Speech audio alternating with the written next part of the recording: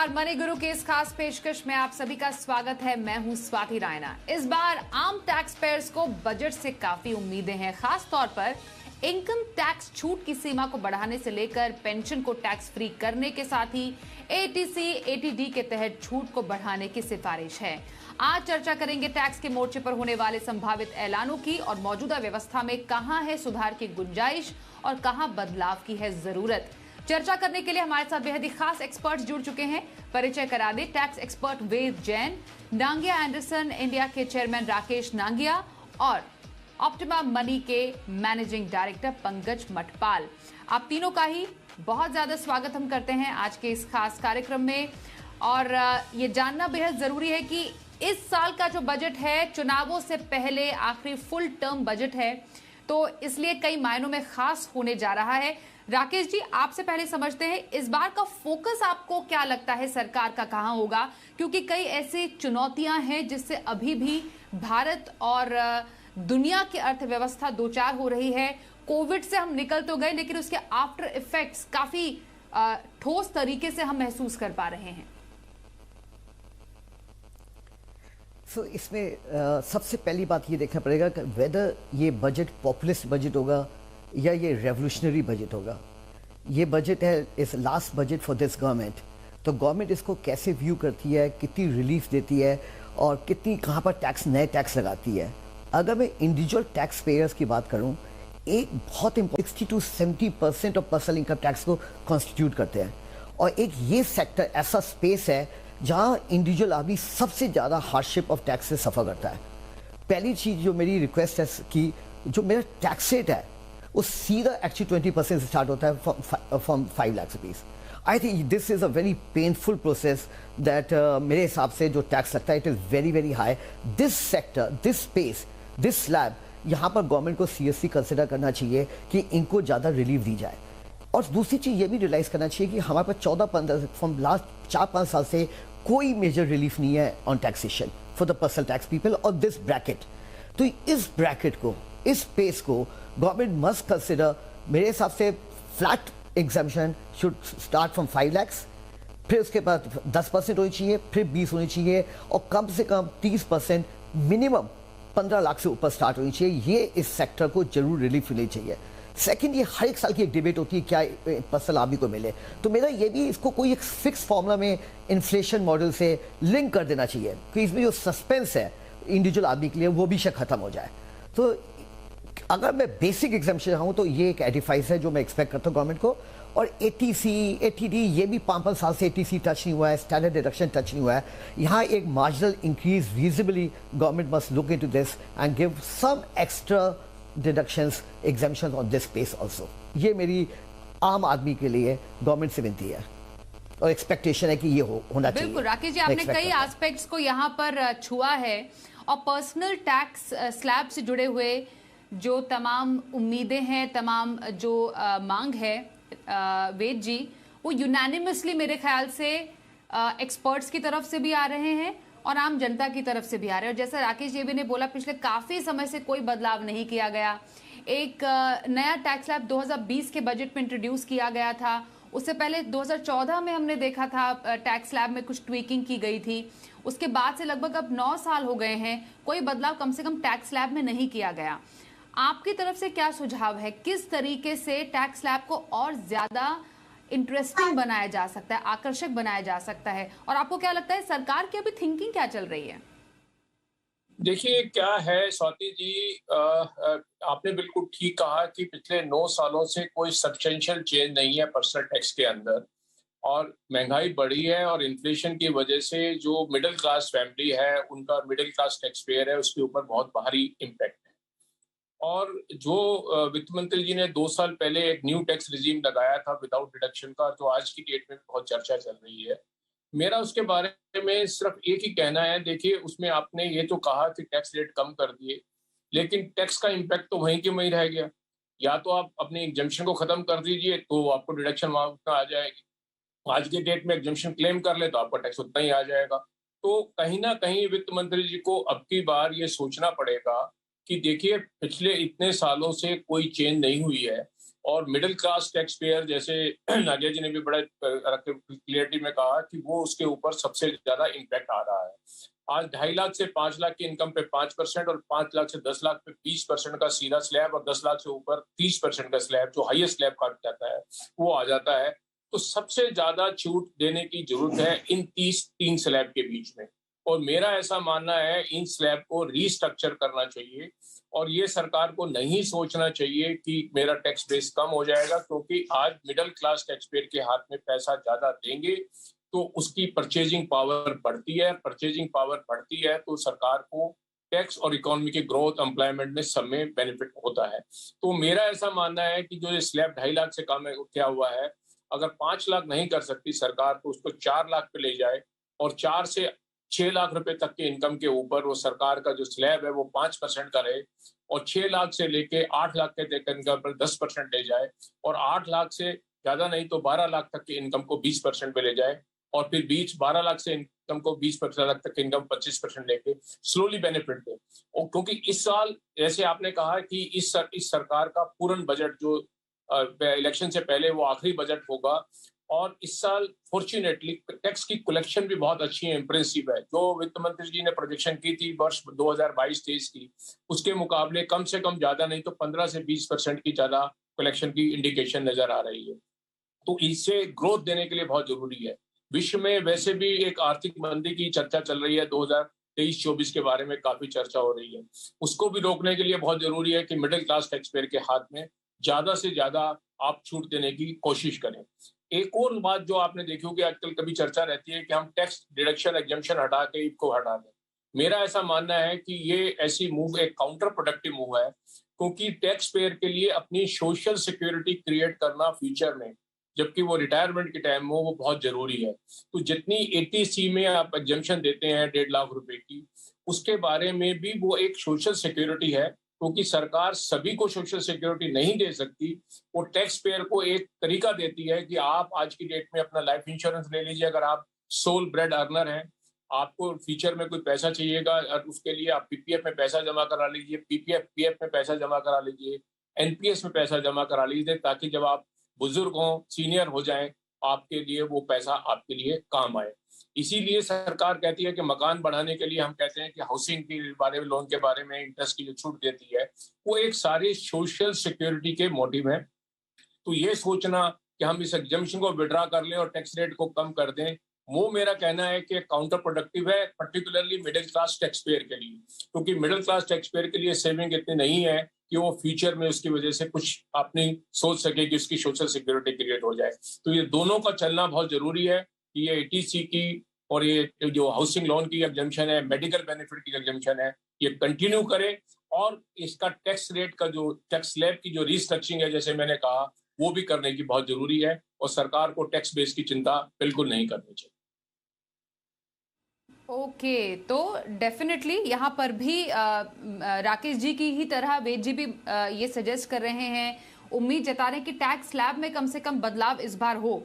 अब पंकज जी, नया tax slab आ गया विदाउट एनी एग्जेम्पशंस, लेकिन ज्यादा उसको कहते हैं ना, भाव नहीं मिला, क्योंकि हम ट्रेडिशनली तो सेवर्स के नेशन है। हमें अच्छा लगता है कि हमारा जो पैसा है, गाड़ी कमाई है, वो कहीं पर सेव हो, उससे हमें कुछ रिटर्न मिले। अब नए एग्जेम्पशन को ऐसा इतना आकर्षक बनाया भी नहीं गया कि उससे कुछ ज्यादा छूट मिले या उससे कोई फायदा मिले। इस बार ऐसा किया जाना चाहिए कि नए टैक्स सिस्टम को भी कुछ ऐसा आकर्षक बनाया जाए, कुछ छूट उसमें शामिल की जाए, कम से कम कुछ तो अट्रैक्शन हो नए टैक्स सिस्टम की तरफ। बिल्कुल स्वाति, सही कहा आपने। देखिए, हमारे पास 2 टैक्स रिजिम है, ओल्ड टैक्स रिजिम और न्यू टैक्स रिजिम। अब क्योंकि डिमांड थी पब्लिक की कि आपका जो स्लैब है 5 लाख के ऊपर जाते ही 20% हो जाता है, तो गवर्नमेंट ने बोला ठीक है, हम उसमें काम करते हैं, हम 5 के बाद 10% करते हैं, फिर 15% करते हैं और फिर 20%। तो आपके स्लैब जो है चेंज किए, लेकिन न्यू टैक्स रिजिम में स्लैब तो छोटे हो गए, लेकिन उसमें कोई भी आपको रिडक्शन नहीं मिलेगा, ये भी कंडीशन लगा दी। अब ये बहुत पॉपुलर नहीं हुआ, लेकिन इसको लेकर कई बार मिनिस्ट्री ऑफ फाइनेंस ने कुछ हिंट भी दिया है कि आने वाले समय में शायद ओल्ड टैक्स रिजिम जो है उसको विड्रॉ कर लिया जाए और न्यू टैक्स रिजिम ही लागू रहे। लेकिन मैं तो ये एक्सपेक्ट करता हूं और रिक्वेस्ट भी करता हूं गवर्नमेंट से कि ऐसा बिल्कुल भी नहीं होना चाहिए। वजह यह है, जैसा आपने कहा कि हमारे इंडिया में मतलब ओल्ड जनरेशन जो है वो तो काफी हद तक सेविंग में बिलीव करती है, लेकिन थोड़े से अभी जो मिलेनियल की बात करें तो कई बार वो लोग स्पेंडिंग में ज्यादा विश्वास करते हैं सेविंग के मुकाबले में। और ऐसे में यदि उनको ये एनकरेजमेंट भी ना मिले कि आपका टैक्स बच रहा है तो शायद वो थोड़ा सा और भी डिमोटिवेट हो।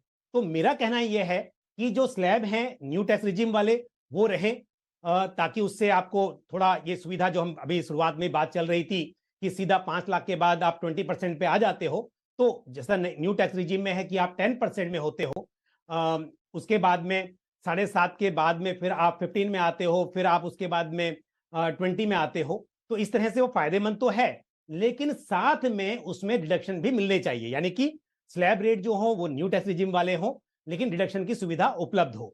और साथ ही जब हम बात कर रहे हैं डिडक्शन की, तो डिडक्शन में ये 1.5 लाख रुपए का 80C का जो लिमिट है उससे काम नहीं चलेगा, क्योंकि आज की तारीख में 1.5 लाख का जो अमाउंट है इतना छोटा हो गया है कि वो तो बच्चों की स्कूल फीस से ही पूरा हो जाता है, या फिर आपका जो पीएफ कंट्रीब्यूशन है, या फिर होम लोन का प्रिंसिपल, क्योंकि अक्सर घर लेने के लिए लोन लिया ही जाता है तो उसी से पूरा हो जाता है, तो आपको इन्वेस्टमेंट के लिए चॉइस नहीं मिल पाती। तो ऐसे में डेफिनेटली जो आपके इन्वेस्टमेंट के ऑप्शंस हैं वहां पर आपको या तो अलग से सुविधा मिले या फिर ये जो लिमिट है वो बढ़ाई जाए। और मैं तो कहूंगा कि जिस तरह से एनपीएस में कम से कम 50,000 रुपए एडिशनल आप इन्वेस्ट करके डिडक्शन क्लेम कर सकते हैं, उसी तरह से इन्वेस्टमेंट में कुछ प्रोडक्ट्स या तो रिटायरमेंट रिलेटेड प्रोडक्ट्स हों, या फिर जैसे कि हम इक्विटी लिंक सेविंग स्कीम की बात करते हैं कि वो इन्वेस्टमेंट के लिए एक अच्छा ऑप्शन माना जा सकता है, तो उसको उसका दायरा बढ़ाया जाए, उसको हो सकता है 80C से बाहर रख के उसमें इन्वेस्टमेंट को एनकरेज किया जाए। तो इस तरह से लोगों को टैक्स बचाने में भी और अपना पैसा बढ़ाने में भी थोड़ा एनकरेजमेंट मिले, और लोगों का पैसा बढ़े तो डेफिनेटली लॉन्ग टर्म में पैसा उनके काम आएगा, सोशल सिक्योरिटी होगी। किस तरीके से प्रावधान टैक्स बचा के बचत यहां पर करने की पूरी कोशिश की जानी चाहिए सरकार की तरफ से? एक क्विक मैं जवाब राकेश जी आपसे लेना चाहती हूं। महंगाई तो बढ़ी रही है, मेडिकल इन्फ्लेशन भी बढ़ता जा रहा है, लेकिन जो मेडिकल इंश्योरेंस में छूट है वो इतने सालों से जस की तस बरकरार है। हमने देखा कोविड के बाद भी अभी भी लोगों को काफी सारी समस्याएं हैं, अस्पताल के चक्कर लगातार लग रहे हैं, यहां पर लिमिट बढ़ाने की जरूरत है। साथी, आई थिंक मेरे हिसाब से ये सबसे ज़्यादा इंपॉर्टेंट सेक्शन है जो कि पोस्ट कोविड के टाइम शुड हैव बीन ट्वीक्ड। इसमें जो 25,000 की और सीनियर सिटीजन के हिसाब से एडिशनल जो दी है, इसको गवर्नमेंट ने टच नहीं किया। ये लास्ट ईयर भी हमारी डिमांड थी गवर्नमेंट के पास, और एक्चुअली लोगों ने इंश्योरेंस सेक्टर में सब ने इंश्योरेंस की, अपने लिए की, अपने पेरेंट्स के लिए की, मेडिकल एक्सपेंसेस को अपने आपको रिंग फेंस करने के लिए कि ऐसे कोई मेडिकल इमरजेंसी आती है तो एक हमारी इंश्योरेंस है जो हमारी केयर करती है। ये एक लाइफ को टच करता है, ये पेरेंट्स की लाइफ को टच करता है, अपनी लाइफ को टच करता है, और ये नीड बन गई है, ये नेसेसिटी है पूरे इंश्योरेंस सेक्टर में। आज के कोविड के बाद आई ओपनर है। जो आदमी भी आजकल इंश्योरेंस नहीं करवाता था, सब ने इंश्योरेंस करवानी चालू कर दी है, और ये टचिंग पॉइंट है। It touches the need, it touches my pain, my save my energy, save my life, reimburse my medical expenses, सब कुछ करता है। तो मेरे हिसाब से इस सेक्शन को 100% request to the government must seriously look into this कि जो ये 25,000 की है, minimum it should be double. The insurance cost बढ़ चुकी है, बीमारी बन चुकी है, इंश्योरेंस वालों ने प्रीमियम बड़ा ज़्यादा कर दिया है। तो this section must we request the government to seriously look into this, और ज़्यादा इसमें हमें एग्जेम्पशन की की मांग राकेश जी आपकी तरफ से आ रही है इस बार के बजट में। बहुत ही क्विक आंसर मैं वेद जी आपसे लेना चाहती हूँ। महंगाई तो बढ़ी है, ब्याज दरें भी बढ़ी है, पर होम लोन पर जो छूट है वो भी जस की तस बरकरार है। लोगों को अगर घर खरीदने के लिए इंकरेज करना है तो जो लोन है उसके इंटरेस्ट पर भी तो छूट बढ़ानी चाहिए। देखिए स्वाति जी, हाउसिंग एक ऐसी चीज है जिससे सोशल सिक्योरिटी, जिन लोगों के जो मकान लेते हैं, इकोनॉमिक ग्रोथ और देश के एम्प्लॉयमेंट, सब चीजों की समस्या हल करता है। हम ये पता है कि पिछले दिनों में आरबीआई ने 1 साल के अंदर जो बेस रेट है वो 1.5 गुना से ज्यादा हो गया है। जो 4% था वो 6.5% से ऊपर पहुंच गया है। तो जो आपने हाउसिंग लोन की छूट आज की डेट में 2 लाख रुपए साल की दी हुई है, अगर मैं उसी को रेट लगाऊं तो कम से कम 3.5 लाख रुपए की वो छूट हो जानी चाहिए। ये सबसे ज्यादा जरूरी है। हाउसिंग फॉर ऑल जो हमारे प्रधानमंत्री जी का ड्रीम है, वो तभी पूरा हो सकता है कि हम लोगों को ज्यादा से ज्यादा एनकरेज करें हाउसिंग के लिए। और हाउसिंग एक ऐसी चीज है जो अनस्किल्ड लेबर को सबसे ज्यादा एम्प्लॉयमेंट देती है, सबसे ज्यादा इकोनॉमिक ग्रोथ लाती है और लोगों के लिए खुशहाली लाती है। तो अगर आज की डेट में हम एक बार ये सोच लें कि ये छूट टैक्स में जो जा रही है, उसकी भरपाई उसकी जीएसटी की कलेक्शन से, एम्प्लॉयमेंट से, लोगों की इकोनॉमिक ग्रोथ से और हाउसिंग से इतनी भारी गेन होती है। अगर इस बात को ओवरऑल लगा लें तो इस बजट में सबसे ज्यादा अगर चीज जरूरी है, और हमें आगे आने वाले जो इकोनॉमिक स्लो डाउन की बात हो रही है उसको भी चैलेंज को मीट आउट करना है, तो ये जरूरी है कि हम हाउसिंग को ज्यादा से ज्यादा प्रमोट करें। जो स्कीम है कि 1/4/2023 के बाद जो नया मकान बनाएगा या उसके लिए लेगा होम लेगा, उसके ऊपर 2 लाख के बजाय 4 लाख रुपए की या 3.5 लाख रुपए की छूट मिलेगी। कभी कभी लगता है कि अगर हम ऐसे देंगे तो हमारी टैक्स में कभी कमी हो जाएगी। मेरा कहना है कि जितनी टैक्स में कमी आएगी, मैं मानता हूँ 20 से 25% टैक्स उस पर कम होगा 1.5 लाख पे एक आदमी का 30,000 का, और ओवरऑल अगर 1 करोड़ लोग उसका बेनिफिट उठाते हैं तो 30,000 करोड़ का, उससे ज्यादा कलेक्शन जीएसटी में आ जाएगी, जो कि आप हाउसिंग की प्रमोट करेंगे। जो कलेक्शन करते हैं हाउसिंग, जो टैक्स पे करना पड़ता है, जो सीमेंट खरीदेंगे, स्टील खरीदेंगे, और जो मकान लोगों के लिए बन जाएंगे, जो उससे एम्प्लॉयमेंट जनरेट होगी, उससे जो परचेजिंग पावर बढ़ेगी, वो बहुत ज्यादा जरूरी है। तो सबसे ज्यादा चीज जरूरी है जो इस बजट में है कि हम इकोनॉमिक ग्रोथ को और देने के लिए अफोर्डेबल हाउसिंग को अगर बढ़ावा देते हैं तो एक तीर से कई निशाने यहाँ पर हो जाते हैं, जैसा वेद जी ने बताया भी। पंकज जी, यहाँ पर कैपिटल गेन टैक्स को लेकर भी काफी ज्यादा उम्मीदें हैं कि थोड़ा बहुत सुधार हो उसमें, उसको सिंप्लीफाई बेसिकली किया जाए, क्योंकि अभी हम देखते हैं कि अलग अलग एसेट पर अलग कैपिटल गेन के नियम है, होल्डिंग पीरियड अलग है, उस हिसाब से नेचुरली आप टैक्स के जो नियम है वो भी अलग हो जाते हैं। फिर जो आपके पब्लिक है, प्राइवेट बाजार है, वहां पे एंटिटीज पे कैपिटल गेन के अलग नियम है। इसको और थोड़ा सिंप्लीफाई किया जा सकता है। बिल्कुल, यहाँ पर स्कोप भी है सिंप्लीफाई करने का और करना भी चाहिए। वजह यह है कि आप देखिए असेट के हिसाब से अगर हम इवन म्यूचुअल फंड की बात करें, पहले देखना पड़ता है कि वो इक्विटी फंड है कि नॉन इक्विटी फंड है, और बड़ा कंफ्यूजन होता है कई बार, क्योंकि फिर वो आपको समझना पड़ता है कि अगर 65% एलोकेशन इक्विटी में है, चाहे वो हाइब्रिड फंड है, तो आपको इक्विटी में उसको रखना है, और फिर उसके हिसाब से डिसाइड करना है कि उस पर long term capital gain tax लगेगा या शॉर्ट टर्म लगेगा। यानी कि इक्विटी में 1 ईयर का पीरियड जो होता है वो शॉर्ट टर्म, और 1 ईयर के ऊपर हो तो वो लॉन्ग टर्म हो जाता है। जबकि नॉन इक्विटी म्यूचुअल फंड की बात करें, हम बॉन्ड्स की बात करें, तो वहां पर आपका 3 साल के बाद में लॉन्ग टर्म होता है। अगर रियल एस्टेट की बात करें तो वहां पर 2 साल तक का पीरियड शॉर्ट टर्म, और 2 साल के ऊपर हो तब वो लॉन्ग टर्म हो जाता है। तो बड़ा कंफ्यूजन है। फिर रेट को लेकर यहाँ पर कहीं इंडेक्सेशन का बेनिफिट है, कहीं पर नहीं है, तो ये भी देखना पड़ता है। तो मेरे हिसाब से इसको बिल्कुल सिंपल करना चाहिए ताकि लोगों को आसानी हो उसको समझने में, और उससे और टैक्स पेयर का दायरा बढ़ेगा। अगर सिंपल चीजें होंगी तो मेरे हिसाब से टैक्स कलेक्शन इजी होगा और लोगों को उसका फायदा मिलेगा। दूसरी बात स्वाति, एक बहुत ही इंपॉर्टेंट है कि इक्विटी में पहले तो खैर long term capital gain tax था ही नहीं, लेकिन जब इंट्रोड्यूस हुआ तो एक कंडीशन रखी गई कि 1 लाख रुपए तक का जो लॉन्ग टर्म कैपिटल गेन है एक फाइनेंशियल ईयर में, वो एग्जेम्प्टेड होगा, और जो अमाउंट एक्सीड करेगा 1 लाख से, उस पर आपको टैक्स चुकाना है। लेकिन क्योंकि अब बहुत सारे डीमैट अकाउंट खुले, बहुत लोगों ने इंटरेस्ट लिया इक्विटी मार्केट में और यहां पर गेन्स भी हुए, तो मेरे हिसाब से ये जो लिमिट है 1 लाख की, ये भी बढ़नी चाहिए। हालांकि इन्वेस्टर्स का तो कहना होता है कि long term capital gain tax withdraw होना चाहिए, लगना ही नहीं चाहिए, बट अगर लगता भी है तो ये जो लिमिट है 1 लाख, ये बढ़कर 2 लाख 3 लाख कुछ ऐसी हो कि कम से कम उस अमाउंट तक टैक्स नहीं लगे, तो लोगों को और इंटरेस्ट आएगा इक्विटी मार्केट में पार्टिसिपेशन। गुंजाइश आप मानते हैं Pankaj G capital gain tax structure में यहाँ पर देखने को मिलने चाहिए आगामी बजट 2023 में, पर कॉर्पोरेट टैक्स राकेश जी यहाँ पर कैसे बदलाव की गुंजाइश आप देखते हैं? जिस तरीके से अभी हम पार्टनरशिप फर्म या एलएलपी पर देखते हैं कि अराउंड 30% की दर से टैक्स लगता है, वहां पर कुछ आपको लगता है कि एनोमलीज हैं जिसको दूर करने की जरूरत है?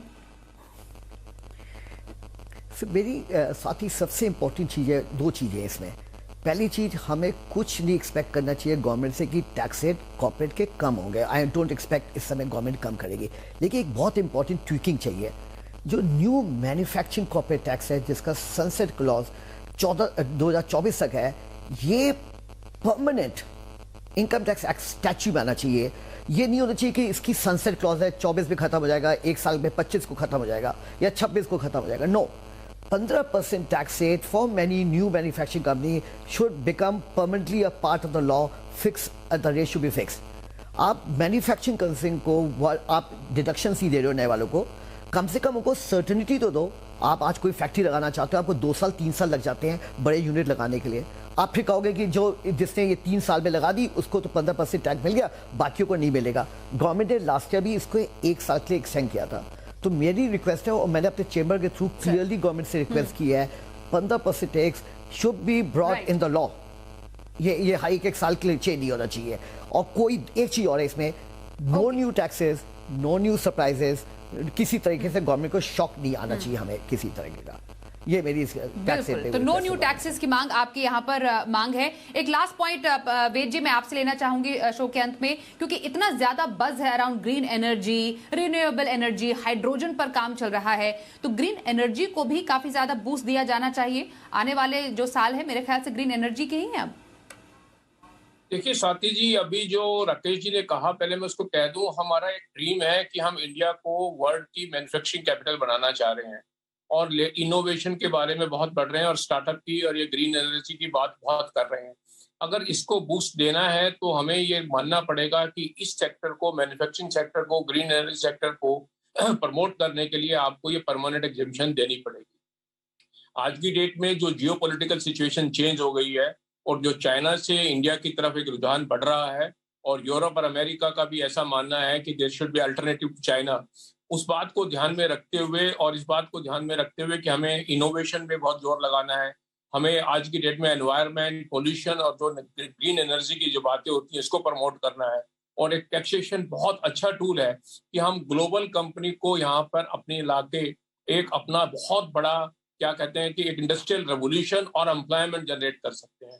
तो इसलिए जरूरी है कि हम इस सारे सेक्टर के लिए एक 15% का जो टैक्स रेट है वो परमानेंट कर दें, कि सब जो भी इसमें आएगा, जिसमें इलेक्ट्रिक व्हीकल भी आएंगे, इलेक्ट्रिक एनर्जी भी आएंगे, स्कूटर्स भी आएंगे, और जो ग्रीन हाइड्रोजन की और जो बातें हो रही हैं उस सेक्टर को प्रमोट करने के लिए बहुत होगा। एक मेरा एडिशनल पॉइंट है, रिसर्च एंड डेवलपमेंट, इनोवेशन को बहुत प्रमोट करने की जरूरत है। भारत में बहुत टैलेंट है और उस टैलेंट को प्रमोट करने के लिए, उसके लिए जो छूट है और उसके लिए जो वर्किंग है, उसमें ये मेरी सिफारिश रहेगी सरकार से की जरूरत है कि इस सेक्टर को भी एक जो सरकार जरूर ध्यान दे। ओके, तो कई सारे सुझाव हैं, कई सारे एक्सपेक्टेशंस हैं जिस पर खरा उतरने के लिए हर कोई उम्मीद कर रहा है कि इस बार बजट में कुछ ऐलान हो। हमारे साथ इन तमाम उम्मीदों को, एक्सपेक्टेशंस को, सुझावों को सामने रखने के लिए हमारे तीनों ही खास मेहमान वेद जैन, राकेश नांगिया, पंकज मटपाल, आप तीनों का बहुत धन्यवाद हम करते हैं मनी गुरु बजट 2023 स्पेशल एपिसोड में शामिल होने के लिए। आज के शो में बस इतना ही। वक्त एक ब्रेक का है, देखते रहिए जी बिजनेस।